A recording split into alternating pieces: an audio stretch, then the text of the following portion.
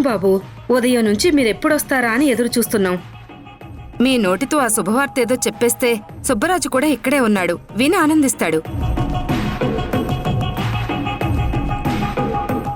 ఏమండి చెప్పండి.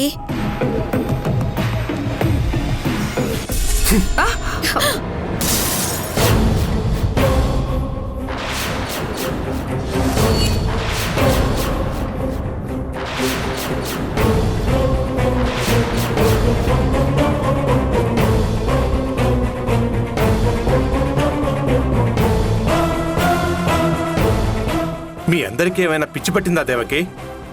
ఒక పక్క నా చెల్లెలి పరిస్థితి దారుణంగా ఉంది.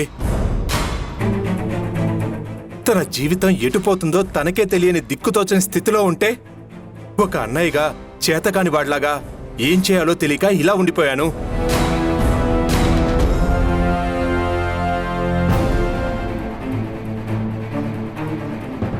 ఇంకోవైపు నా మేనకోడలు మా శత్రువుల దగ్గర ఉంది.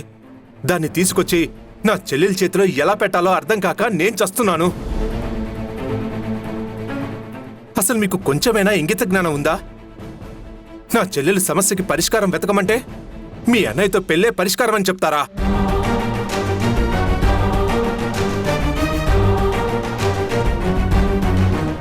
అసలు మీ అందరి కళ్ళకి నేను మా చెల్లి ఎలా కనబడుతున్నాం? నేను మీ ఇంట్లో ఇల్లరిక ఉంటున్నానని చనువుగా తీసుకుంటున్నారా, లేకపోతే చేతకాని వాడిలాగా చూస్తున్నారా?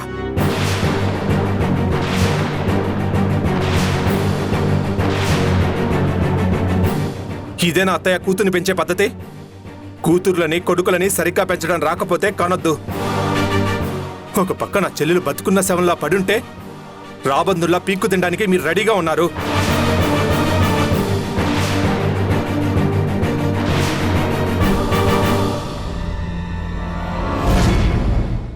అయినా మీకు ఎన్నిసార్లు చెప్పాలి తన మనసులో ఉన్నవాడితోనే తన పెళ్లి జరుగుతుందని? తనొచ్చి అన్నయ్య నా మనసులో ఒక అబ్బాయి ఉన్నాడని చెప్తే అతనితోనే పెళ్లి చేస్తాను.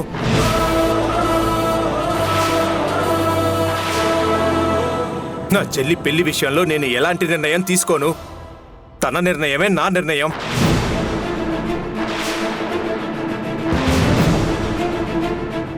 మీ అందరికీ చెప్పడం ఇదే ఆఖరిసారి. మళ్ళీ మళ్ళీ నన్ను అడగొద్దు. నా దగ్గర నా చెల్లి పెళ్లి టాపిక్ తీసుకురావద్దు. మరి పొద్దున సుబ్బరాజు గురించి ఎందుకు అడిగావు? ఎందుకు అడిగానంటే నేను ఊర్మిళ వాళ్ళ ఇంటికి వెళ్ళాలని నిర్ణయించుకున్నాను. సుబ్బరాజు ఊర్మిళ దగ్గర పనిచేస్తున్నాడు కాబట్టి హరిని కలవడానికి, హరితో మాట్లాడడానికి ఉపయోగపడతాడని.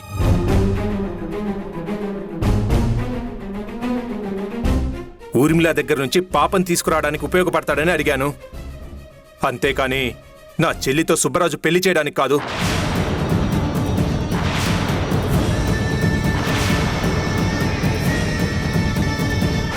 ఊర్మిళ వాళ్ళ ఇంటికి వెళ్దాం పదా. మా అన్నయ్య రాడు.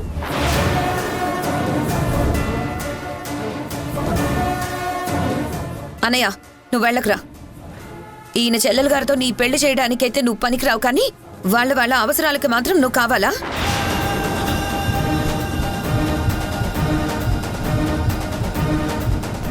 సుబ్బరాజు నువ్వు వస్తావా రావా?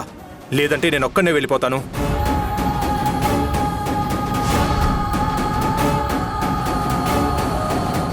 ఇప్పుడు బావను ఒక్కడనే పంపించడం కంటే నేను తోడుగా వెళ్ళి అక్కడ మేనేజ్ చేయడం బెటర్. అక్కడ సిచ్యువేషన్ బట్టి నేను నా ప్లాన్ మార్చుకోవచ్చు. బావా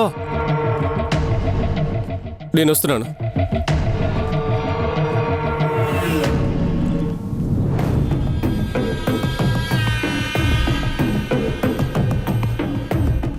మధు ఆవేశం చూస్తుంటే అక్కడ పెద్ద గొడవే జరిగేలా ఉంది దేవకి. ఆ ఊర్మిళ మంచిది కాదని, అది రాక్షసని మీరే అంటారు కదా. ఇప్పుడు వీళ్ళని ఆపడం ఎలాగా? అవును దేవకి, ఆ ఊర్మిళకి కోపం వస్తే ఇద్దరిని చంపినా చంపేస్తుంది. నేనేం చెయ్యాలమ్మా? నా మాట వింటేనే కదా వాళ్ళు. నీ మాట వినకపోవచ్చు కానీ ఆ యశోద మాట వింటాడు. వీళ్ళని ఎలాగైనా అక్కడికి వెళ్లకుండా ఆపాలి. అక్కడ ఊర్మిళకి ఏమాత్రం వీళ్ళ మీద అనుమానం వచ్చినా నిలువునా చంపేస్తుంది.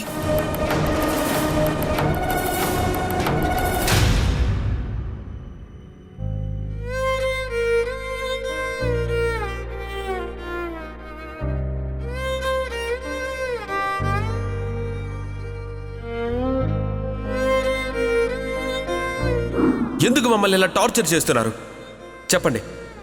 ఆస్తి కోసమా, డబ్బు కోసమా, దేనికోసం? ఆంటీ, నాకు చాలా ఇరిటేషన్ వస్తుంది. వీళ్ళని ఎక్కడి నుంచి పంపించేయండి.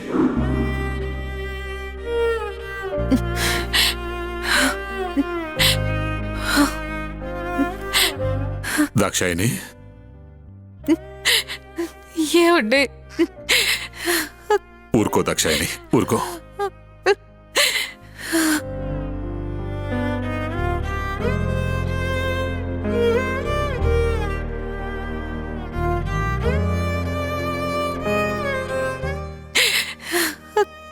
ఊరుకో దాక్షాయిని, ఊరుకో. ఏమండి, నా కొడుకు నన్ను వదిలే దూరంగా వెళ్ళిపోతానంటున్నాడండి. అది కూడా కంటికి కనిపించనంత దూరంగా అమెరికా వెళ్ళిపోతాడంట. వాడు నన్ను అసలు గుర్తుపట్టట్లేదు. ఆ యశోదాన్ని కూడా గుర్తుపట్టట్లేదు.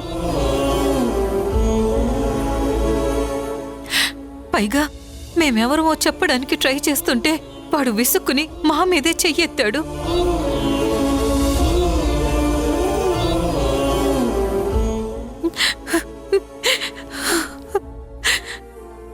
అసలు ఆ క్షణం నా గుండె ఆగిపోయినంత పని అయింది.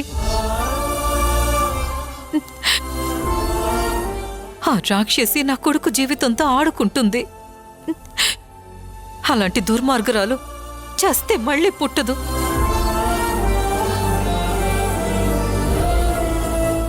మనుషుల జీవితాలతో ఆడుకుంటే దానికేమొస్తుంది? అసలు నాకొచ్చే కోపానికి దాన్ని ముక్కలు ముక్కలుగా నరకాలనుంది.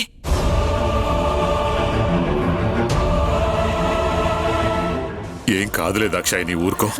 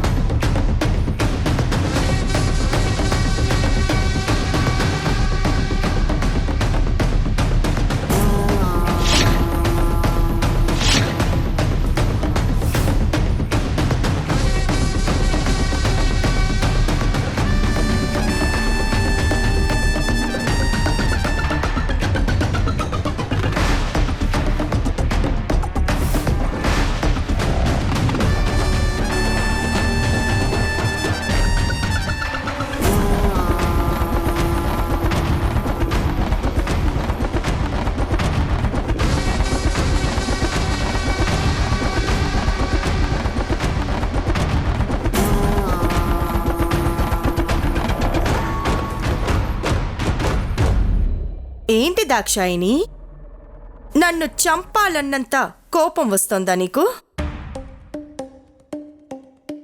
అసలు తప్పంతా మీరు చేసి నన్నంటారేంటి?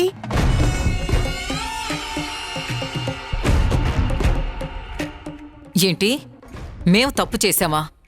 చెప్పు, ఏం తప్పు చేశామే? ఏం తప్పు చేశాం అది చెప్పు. యశోదకి నీకు చిలక్కి చెప్పినట్టు చెప్పాను. ఆ పాప గురించి మర్చిపోండి, మీకు కావాలంటే వేరొక బిడ్డని ఇస్తాను అన్నాను. మీరు చేసే మీరా ఒప్పుకోలేదు. హరిని వదిలిపెడతానని కూడా చెప్పాను.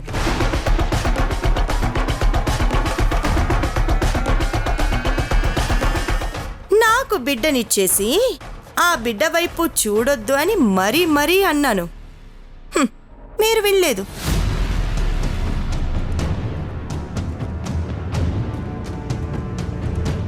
కావాల్సినంత డబ్బిస్తానన్నాను, అది కూడా వినలేదు. నేను మంచిదాన్ని కాబట్టి మీకు ఇన్ని ఆప్షన్స్ ఇచ్చాను. కానీ మీరు పొగరుతోనో అహంకారంతోనో ఈగోతోనో నేనిచ్చిన ఆఫర్లన్నీ ఎడమ కాలితో తన్నారు. ఇప్పుడేమైంది? మీరు తీసిన గోతిలో మీరే పడ్డారు.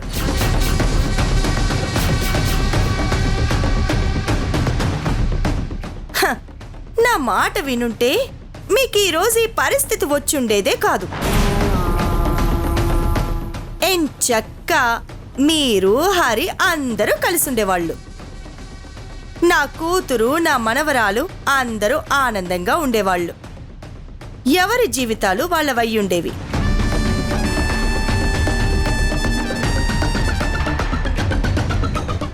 కానీ ఇప్పుడు నాకు శత్రువులుగా మిగిలిపోయారు. నాకేమో శత్రుశేషాన్ని ఉంచుకునే అలవాటు లేదు.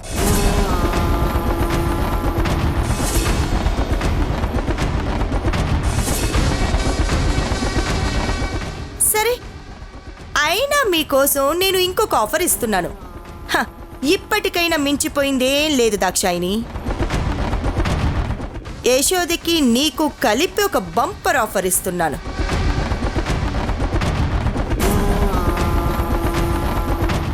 జరిగిందంతా నేను మర్చిపోతాను. మీకు హరిని కూడా ఇచ్చేస్తాను. కానీ ఒకే ఒక్క షరతు. ఈ యశోద మళ్ళీ నా మనవరాలి వైపు చూడకూడదు.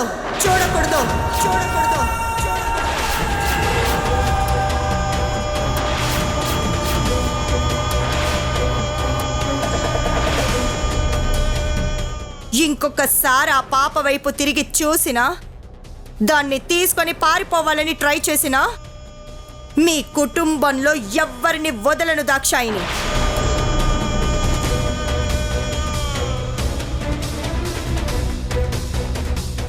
ఇది వార్నింగ్ కాదు, జరిగేది ఇదే. ఇప్పటికే నేను తలుచుకుంటే నీ కొడుకు పరిస్థితి ఎలా అయిందో నీకు తెలుసు. అనవసరంగా అందరినీ పోగొట్టుకోకు దాక్షాయిని.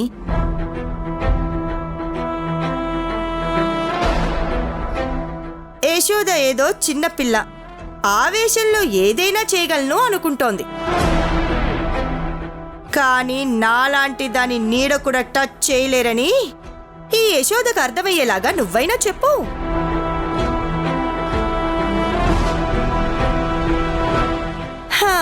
మీకు ఈ డీల్ ఓకే అయితే చెప్పండి, హరిని మీకు ఇచ్చేస్తాను.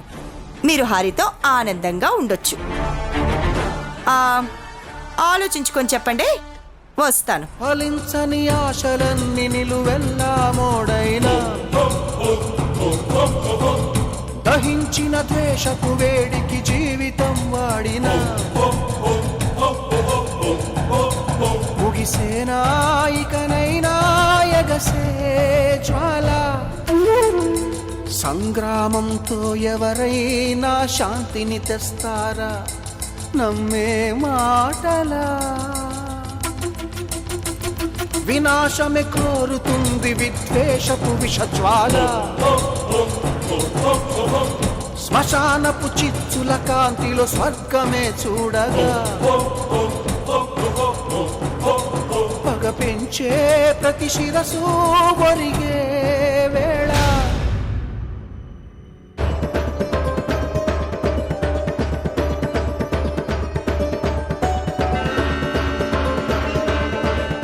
నేను దేవకి ఇన్ని రోజులు పగడ్బందీగా ప్లాన్ చేసుకుంటూ యశోదని మాయ చేసి నమ్మించి తనకి దగ్గరయ్యాం.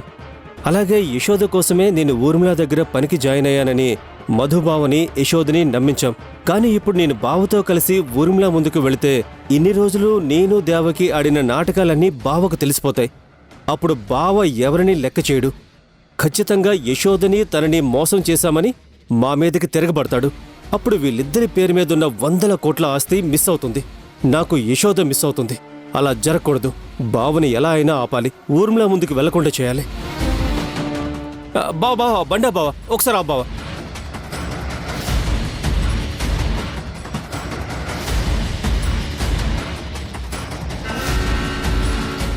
ఏంటి సుబ్బరాజు, చెప్పు. అది అసలు నీకు ఎలా చెప్పాలో నాకు అర్థం కావట్లేదు బావా. దయచేసి ఒక్క విషయంలో నా మాట విను. ఆ ఊర్మిళ పెద్ద రాక్షసి బావా. తన దగ్గర జాయిన్ అయిన కొన్ని రోజులకే నాకు తన గురించి పూర్తిగా అర్థమైపోయింది. తనకి జాలి, దయ, కరుణ, ప్రేమ ఇలాంటివేమీ ఉండవు బావా. స్వార్థం మాత్రమే ఉంటుంది. పగబడితే తాచుపాము కన్నా దారుణం బావా. వెతికి మరీ చంపేస్తుంది. నువ్వు యశోద ఆల్రెడీ ఆమె చేతుల్లో చావు నుండి తప్పించుకున్నారు బావా. ఇప్పుడు నువ్వు అక్కడికి వెళ్ళడం అంత మంచిది కాదు బావా. సుబ్బరాజు, ఇప్పటి వరకు నా కోసం, నా పిల్లల కోసం, నా కుటుంబం కోసం బతికాను. ఎప్పుడు నా చెల్లి కోసం ఏ పని చేయలేదు. ఇప్పుడు నేను నా చెల్లి వైపు నిలబడాల్సిన అవసరం ఎంతో ఉంది. ఇప్పుడు నేను వెళ్ళేది ఊర్మిళని ఎదిరించడానికి కాదు, నా చెల్లెల జీవితాన్ని బాగు చేయడానికి. నా చెల్లికి అడ్డొస్తే ఎవ్వరినీ వదిలిపెట్టనని ఆ ఊర్మిళకి అర్థమయ్యేలా చెప్పడానికి. బావా, అసలు నీకు ఎలా చెప్తే అర్థమవుతుంది బావా? బావా, నీకు దండం పెడతాను బావా. అవసరమైతే నీ కాలు పట్టుకుంటాను బావా. సుబ్బరాజు, ప్లీజ్ బావా. లే సుబ్బరాజు, నా మాట విను బావా. సుబ్బరాజు, లే.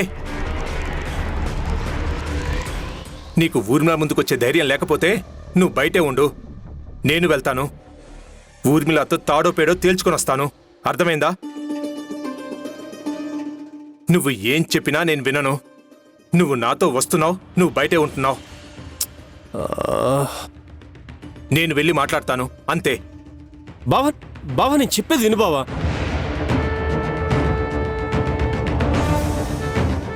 ఇప్పుడేం చేయాలి? బావ నా మాట వినట్లేదే. భగవంతుడా, ఈ ప్రాబ్లం నుంచి బయటపడేలా చూడు. నువ్వే కాపాడాలి దేవుడా.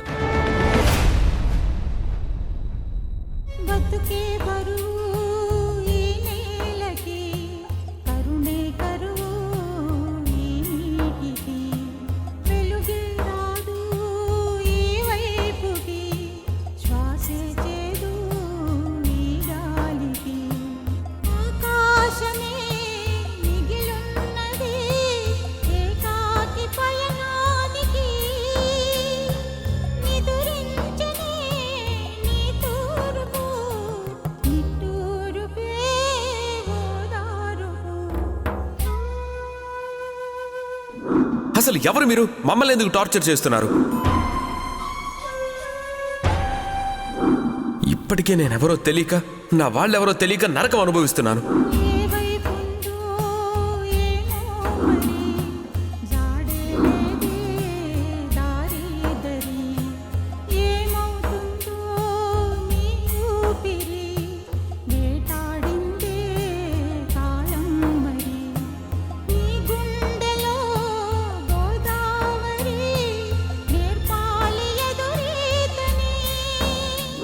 నేను ప్రణవిని ప్రేమించానంట.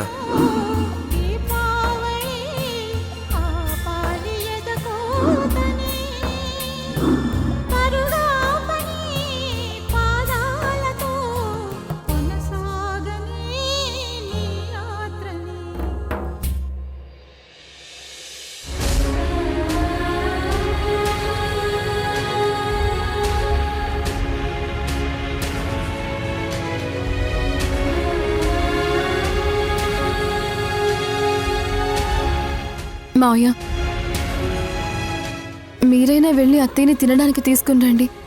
లేకపోతే అత్తయ్య ఏమైపోతుందోనని భయం వేస్తోంది. ఉదయం నుంచి ఏమీ తినలేదు. నేను కూడా ఎంత ప్రయత్నాలైనా రావటం లేదమ్మా. లేదు మావయ్య, మీరు అస్సలు ఒప్పుకోకండి. అత్తయ్య వస్తేనే మీరు నేను తింటామని చెప్పండి.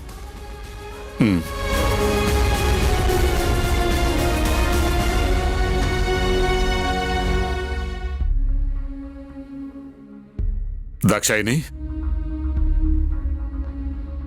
దాక్షాయిని,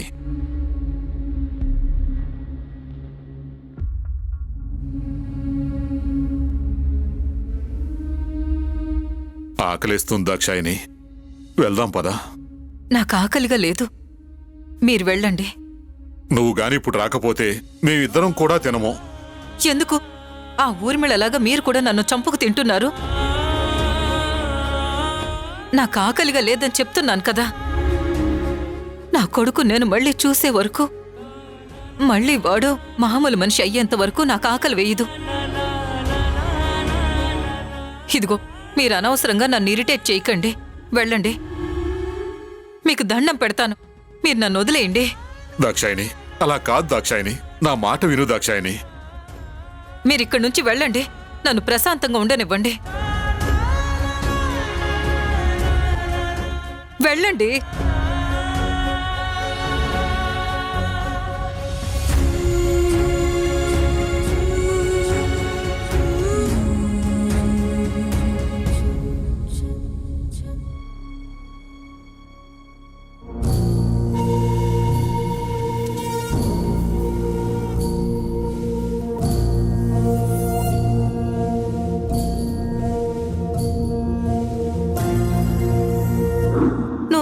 ఒక్కగానొక్క బిడ్డవురా.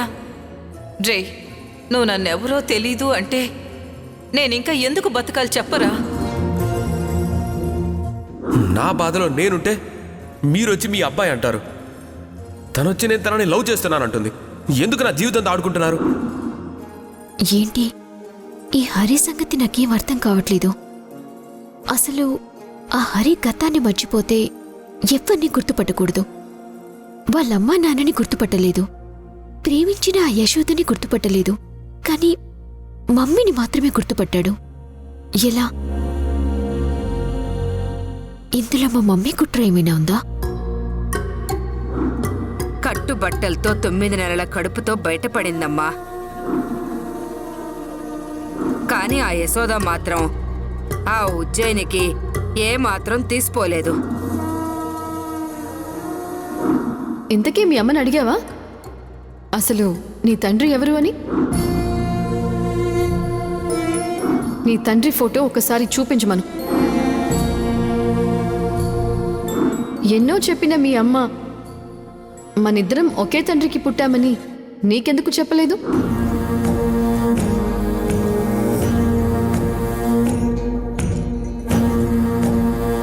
మా అన్నయ్య సుబ్బరాజు మీ అన్నయ్యని తీసుకుని ఆ ఊర్మిళ ఇంటికి వెళ్ళాడు. నా ప్రాణానికి ప్రాణమైన నా చెల్లి యశోద కూడా బాధపడుతుంది. మీకు వేరే పనులేవి లేవా? ఇదే పని మీద ఉన్నారా? వీళ్ళు నిన్ను నమ్మించి మోసం చేస్తూనే ఉంటారు. నువ్వు అస్సలు నమ్మకు. నోర్మోయ్! అసలు ఈ ఊర్మిళ ఎవరో తెలుసా? నాకు స్వయానా పిన్ని, మా నాన్నకి రెండో భార్య.